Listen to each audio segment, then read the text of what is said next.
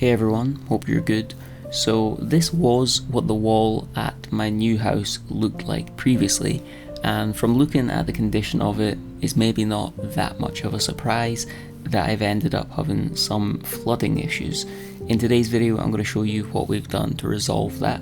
Additionally, I'll also be sharing the mini office makeover I recently did in collaboration with FlexiSpot and their motorised standing desk, which in the short time I've been using it has drastically improved the healthiness of my workday. So into the flooding, looking at the roof, looking at this end wall, like I said, it's maybe not that much of a surprise that this was going to have a little bit of issue with water at some point somewhere. So the first thing that Sean Paul, my joiner, got sorted out was this capping piece. I think it's called a capping piece anyway, which is basically just like a big metal bit that goes on the crest of the roof.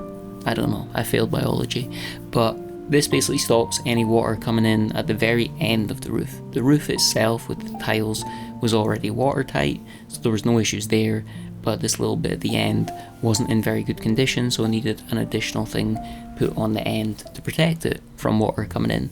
So it came in 3 parts, both side parts, and then this middle bit that goes on the kind of hilt. It would fit together, he would silicone it down, and then he would screw it in so that it was a secure fit and basically stop any water coming in. So that was the first step, and it made it look a lot more classy, I think, just having that little bit of black pop off against the white of the new patio doors looked really good. The next stage was putting a render on the front face of this wall, and this is a process that's kind of gradual. It just kind of gets built up over time. The renderer roughcaster would come back over the course of several days, I believe. It's a little while ago now, but if memory serves me correctly, it was over the course of a couple of days, and they basically just build it up until it gets a nice smooth finish. Initially we were going to kind of repoint the old stone, but there was like brick at the top, so it just wouldn't have looked good having this mismatch of different stones. And then of course you saw that little bit at the end there also got added some outdoor lights. So that was the outside wall finish. That's the flooding issues taken care of, or so I thought.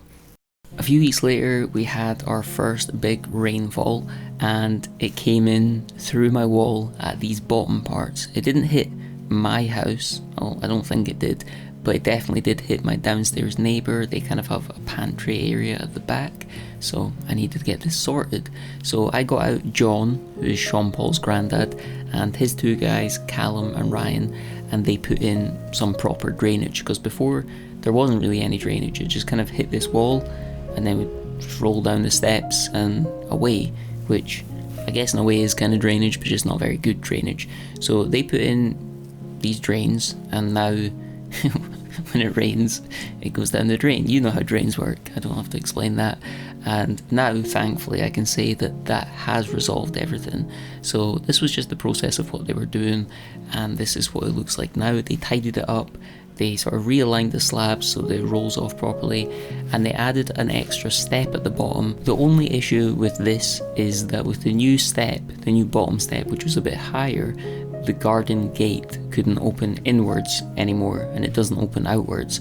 So to resolve that, initially we thought about cutting off the bottom of the gate so that it would clear that step, but I thought it was a better idea to cut off the hinges and then get a welder to weld the hinges to the other side of the frame so that the gate would stay intact and just open out the other way. So this is Craig, he's the welder. He was working at the village garage, and I asked him if he could come across and do this, which he did. So that resolved the whole thing. And the only other thing that sort of needed amended was chipping off a bit of stone, because this part of the stone wall was kind of impeding on the gate opening properly. And then there was actually one more thing that I had to do, which was turn this little bit around, chip it out of the wall and turn it around, because that's where the lock kind of slides into, and it was currently facing the wrong way. So pulled it out, turned it around, tapped it back in, and used a very solid cement. I think some people will probably not be that happy with the cement mixture that I used for this, but it needed to be a secure one rather than one that looked good. Sometimes the kind of mortar mix, which looks better for the walls, like between the stones. It might look better, but it doesn't hold as fast, if that's the correct word. So just for this little bit, needed to do a darker, tougher cement, but for the rest of the wall, we'll use a nicer light mortar, a nicer mix. I don't know what I'm talking about, you can probably tell that, but the gate is resolved and that's all that matters. So once put all the wet cement in, pushed the lock through and made a hole for it, and it worked out perfectly. And here's the gate work, and here's a little demonstration, a little unboxing of my new perfectly working gate. So very happy with how it all worked out, and now the flooding issues have thankfully been resolved.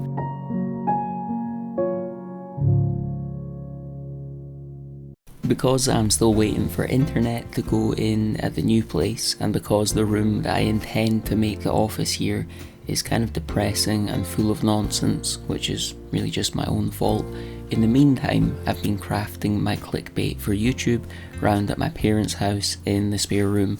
Initially, the problem with this plan was that I didn't have a desk, but this got resolved when I took the order of my new and quite frankly very luscious bamboo topped motorised desk from FlexiSpot, much to the excitement of Junior and Harry. I'd always been interested in getting a standing desk because, to be quite honest, my posture and sitting form is not good.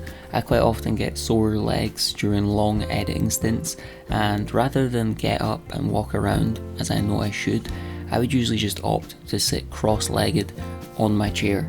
I'm not a doctor, but I don't think that's a good solution.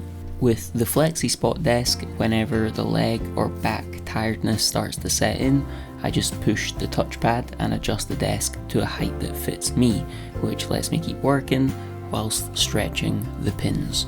It's a very sturdy desk, it's incredibly interesting to my cat, and for those of you that need a desktop absolutely full of equipment, they do a variety of sizes and finishes, and it can handle 400 pounds of weight, so just about 100 more than what I weigh. If you're interested in picking up one of FlexiSpot's desks for yourself, you can click the link below and use my promo code GEORGE30 for $30 off on orders of $500 or more.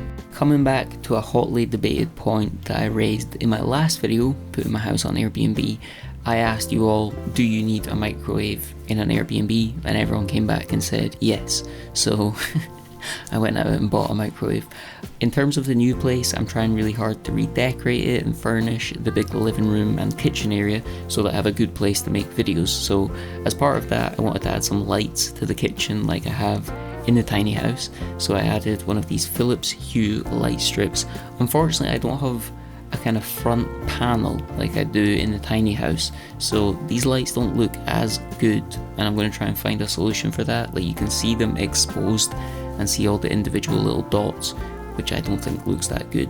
So for now it's fine, it'll be good for the bacon videos, but you can see what I mean about having all the little individual dots. I'll need to find a way to kind of hide the strip, but you'll see more from me in this new house very soon. Once again, thanks to FlexiSpot for sponsoring today's video. If you want to check out their website, they provide all kinds of standing desks and ergonomic chairs, and if you use the code GEORGE30 with the link below, you'll get $30 off orders over $500. If you enjoyed this video, I'd appreciate you leaving a like and subscribing for more. Thanks for watching, and I'll catch you all in the next one.